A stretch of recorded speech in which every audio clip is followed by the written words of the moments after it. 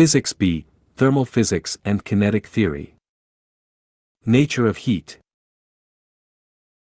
Caloric and kinetic theories. In the 18th century, two competing theories existed to explain the nature of heat, the caloric theory and the kinetic theory. These theories presented contrasting perspectives on the fundamental nature of heat and its transfer between objects. The caloric theory, as described in the search results, posited that heat was an indestructible and imaginary fluid called caloric. According to this theory, heat flowed from objects at higher temperatures to objects at lower temperatures via the transfer of caloric fluid. Caloric was believed to be conserved, meaning it could neither be created nor destroyed. On the other hand, the kinetic theory of heat, as implied in the search results, proposed that heat was related to the motion of atoms or molecules within a substance. It suggested that the average kinetic energy of atoms or molecules determined the temperature of the system. In this theory, heat transfer occurred due to the movement and collisions of particles, resulting in the transfer of kinetic energy from higher energy particles to lower energy particles. To summarize the differences between the caloric and kinetic theories. Caloric theory: heat was thought to be an indestructible fluid called caloric, which flowed from hotter to colder objects. Caloric was believed to be conserved.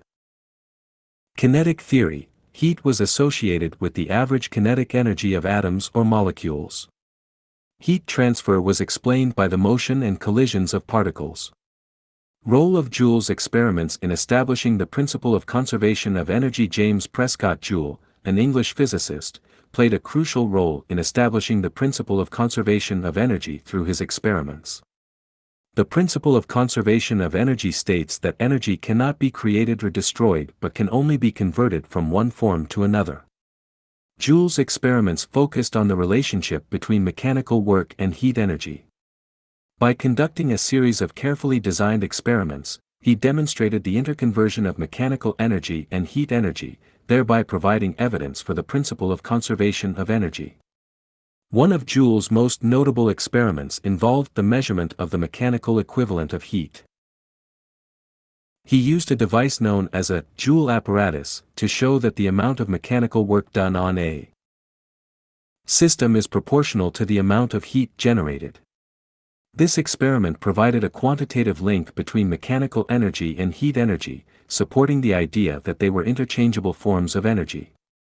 Furthermore, Joule's work on the relationship between electrical energy and heat energy contributed significantly to the understanding of conservation of energy. His experiments with electric currents passing through resistive materials led to the formulation of Joule's law, which states that the heat produced in a conductor is directly proportional to the square of the current passing through it, the resistance of the conductor, and the time of flow.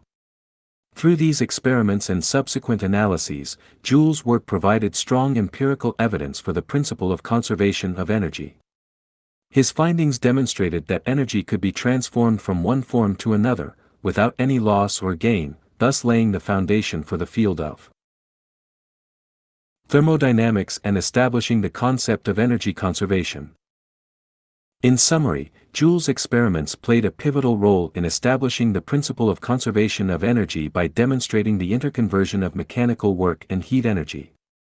His work provided empirical evidence supporting the idea that energy is conserved and can be transformed from one form to another. Macroscopic properties and phenomena. Temperature is a fundamental concept in physics that relates to the direction of net thermal energy transfer. According to the second law of thermodynamics, heat naturally flows from a hotter body to a colder body.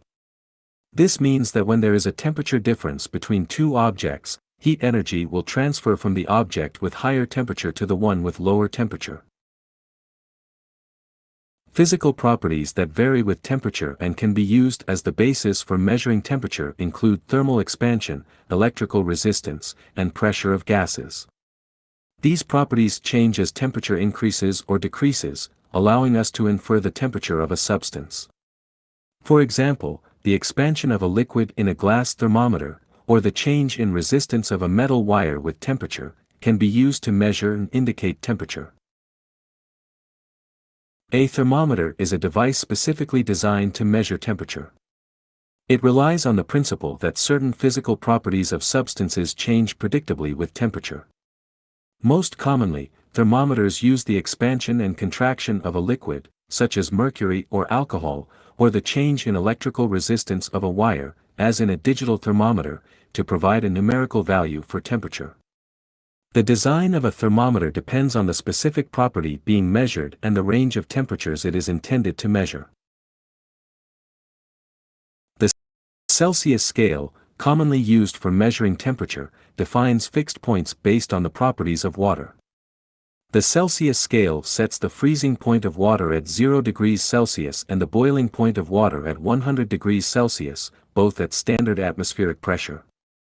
These fixed points serve as reference values for temperature measurement and calibration of thermometers. The temperature of a body is related to the kinetic energy of its molecules. According to the kinetic theory of gases, temperature is a measure of the average kinetic energy of the particles in a substance.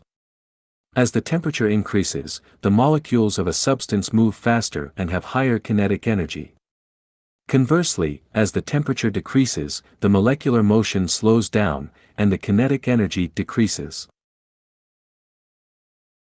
Solids, liquids, and gases are three states of matter with distinct macroscopic properties. Solids have a fixed shape and volume, with molecules tightly packed and vibrating in fixed positions. Liquids have a definite volume but no fixed shape, with molecules loosely packed and able to move past each other. Gases have neither a fixed shape nor a fixed volume, with molecules freely moving and widely spaced apart. The kinetic theory can explain the different macroscopic properties of solids, liquids, and gases. It states that the behavior of matter is a result of the motion and interaction of its constituent particles. In solids, the particles have limited motion and primarily vibrate in fixed positions, leading to the rigidity and structural integrity of solids. In liquids, the particles have more freedom of motion and can slide past each other, allowing liquids to flow and take the shape of their containers. In gases, the particles move rapidly and independently, resulting in the ability of gases to expand to fill any container. Thermal expansion refers to the tendency of substances to expand when heated and contract when cooled. This is due to the increase or decrease in molecular motion with temperature changes. When a substance is heated, its molecules gain kinetic energy, causing them to move more vigorously and increase the average separation between them, resulting in expansion. Conversely, when a substance is cooled, its molecules lose kinetic energy, causing them to move more slowly and decrease the average separation, resulting in contraction. The establishment of the Kelvin temperature scale is based on the relationship between temperature and the volume or pressure of a gas. According to Charles's law and Gay-Lussac's law, the volume of a gas is directly proportional to its absolute temperature, and the pressure of a gas is directly proportional to its absolute temperature when the volume is constant. These relationships form the basis for the Kelvin temperature scale, where absolute 0, 0 K, is the lowest possible temperature at which the particles of a substance have minimal kinetic energy. The Kelvin temperature scale and the Celsius scale are related through a simple linear transformation. The Kelvin scale is an absolute temperature scale, where 0 K represents absolute zero and each Kelvin degree is equal to 1 Celsius degree. To convert from Celsius, degree C, to Kelvin, K, one simply adds 273 to the Celsius value. Conversely, to convert from Kelvin to Celsius, one subtracts 273 from the Kelvin value. In summary, temperature relates to the direction of net thermal energy transfer, and various physical properties vary with temperature and can be used to measure it. Thermometers are designed based on these properties and can indicate temperature. The Celsius scale defines fixed points based on the properties of water, and the temperature of a body relates to the kinetic energy of its molecules. Solids, liquids, and gases have different macroscopic properties. Explained by the kinetic theory. Thermal expansion occurs as substances are heated or cooled. The Kelvin temperature scale is established based on the relationship between temperature and the volume or pressure of a gas, and it can be converted to the Celsius scale by adding or subtracting 273. Thermal measurements. 1. Distinguishing between specific heat capacity, C, and heat capacity, C. Specific heat capacity, C, refers to the amount of heat energy required to raise the temperature of a unit mass of a substance by a certain amount. It is expressed in J/kg degree C, or J/g degree C, and it is a characteristic property of the substance itself. The specific heat capacity depends on the nature of the substance, its phase, and the chemical bonds within the substance. It is represented by the symbol C in equations. Heat capacity, C, on the other hand, refers to the amount of heat energy required to raise the temperature of an entire object or system by a certain amount. It is expressed in J/degree C. Heat capacity takes into account the mass of the entire object or system, rather than the unit mass as in specific heat capacity. It is calculated by multiplying the specific heat capacity, C, by the mass, m, of the object or system. The symbol C is used to represent heat capacity in equations. 2. Applying the relationship EH equals mc delta or EH equals mc delta T. The relationship EH equals mc delta or EH equals mc delta T is used to calculate the amount of heat energy, EH, transferred to or from a substance during a temperature change. In these equations, m represents the mass of the substance, c represents the specific heat capacity of the substance, and delta or delta T represents the change in temperature. The specific heat capacity allows us to quantify the amount of heat energy involved in temperature changes for a given mass of a substance. 3. Determining the specific heat capacity of metals and liquids. The specific heat capacity of a substance can be determined through experiments where the substance undergoes a known temperature change, and the amount of heat energy exchanged is measured. By rearranging the equation EH equals mc delta or EH equals mc delta T, we can solve for the specific heat capacity, C, of the substance. The mass of the substance, m, the change in temperature, delta or delta T, and the amount of heat energy exchanged, EH, are known or measurable quantities that can be used to calculate the specific heat capacity. 4. Demonstrating that temperature remains constant during a phase change. During a phase change, such as the transition from solid to liquid or liquid to gas, the temperature of the substance remains constant despite the addition or removal of heat energy. This phenomenon is known as the latent heat effect. The heat energy provided or extracted during a phase change is used to overcome the intermolecular forces between particles rather than increasing the temperature of the substance. Once the phase change is complete, the temperature starts changing again. This behavior can be observed through careful temperature measurements during the phase transition process. 5. Applying the relationship EH equals ml. The relationship EH equals ml is used to calculate the amount of heat energy, EH, required or released during a phase change. In this equation, m represents the mass of the substance undergoing the phase change, L represents the specific latent heat, and EH represents the amount of heat energy exchanged. The specific latent heat, L, is a characteristic property of the substance and depends on the type of phase change, example, fusion or vaporization. This equation allows us to quantify the heat energy involved in a phase change for a given mass of a substance. 6. Determining the specific latent heat of vaporization, LV, and fusion, LF, of water. The specific latent heat of vaporization, LV, refers to the amount of heat energy required to convert a unit mass of a substance from the liquid phase to the gas phase at its boiling point. On the other hand, the specific latent heat of fusion, LF, refers to the amount of heat energy required to convert a unit mass of a substance from the solid phase to the liquid phase at its melting point. For water, the specific latent heat of vaporization, LV, is the amount of heat energy required to vaporize a unit mass of water at its boiling point, and the specific latent heat of fusion, LF, is the amount of heat energy required to melt a unit mass of ice at its melting point. These specific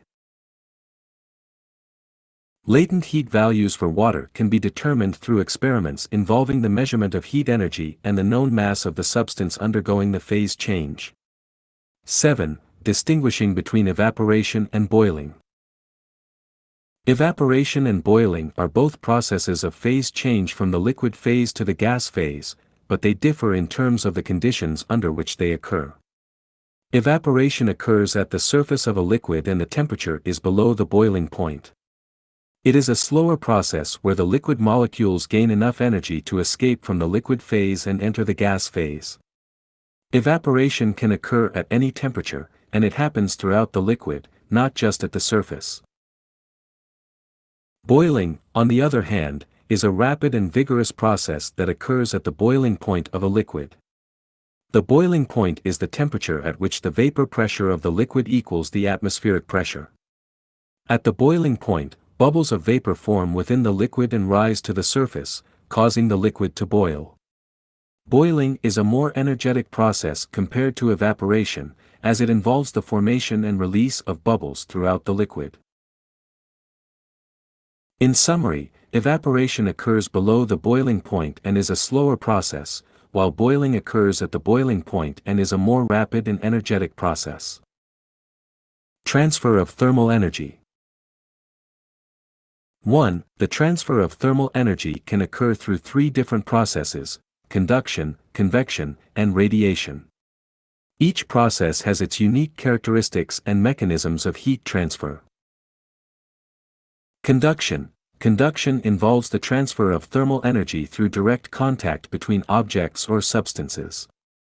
In this process, the kinetic energy of the molecules in a high-temperature region is transferred to neighboring molecules with lower kinetic energy through collisions. Solids are typically better conductors of heat compared to liquids and gases because their particles are tightly packed, allowing for more frequent collisions and a higher rate of thermal energy transfer. Examples of conduction include a metal spoon heating up when placed in hot soup or the handle of a pan becoming hot when placed on a stove burner. Convection. Convection involves the transfer of thermal energy through the movement of fluids, liquids or gases. When a fluid is heated, its molecules gain energy, become less dense, and rise. This creates a circulation pattern where cooler fluid flows in to replace the rising, warmer fluid. As a result, heat is transferred from the warmer region to the cooler region. An example of convection is the heating of a room by a radiator, where warm air rises, allowing cooler air to come in and be heated. Radiation. Radiation is the transfer of heat energy through electromagnetic waves, particularly infrared radiation. Unlike conduction and convection, radiation does not require a medium or direct contact between objects for heat transfer to occur. Heat energy is emitted in the form of electromagnetic waves from a region of higher temperature to a region of lower temperature. These waves can travel through a vacuum, such as space, and do not depend on the presence of matter. Examples of radiation include the heat we feel from the sun, the warmth emitted by a fire, or the heat radiated by a glowing hot object. 2. Factors affecting absorption and emission of radiation depend on the properties of the surface or material involved. Good absorbers of radiation are also good emitters, which means they can efficiently absorb and emit thermal radiation. Factors that affect absorption and emission include the surface color, texture, and composition, as well as the angle of incidence of the radiation. Dark, rough, and matte surfaces tend to be better absorbers and emitters of radiation compared to light, smooth, and reflective surfaces. 3. The principles of thermal energy transfer through conduction, convection, and radiation are fundamental in the design of various devices. For example, In the design of cooling systems, such as radiators or heat sinks, convection plays a crucial role in dissipating heat from the system. Heat exchangers, which are commonly used in HVAC systems and refrigeration units, utilize conduction and convection to transfer heat between fluids. Radiation principles are essential in the design of solar panels to efficiently capture and convert solar radiation into usable energy. Understanding the principles of thermal energy transfer allows engineers and designers to optimize the efficiency and performance of various devices and systems.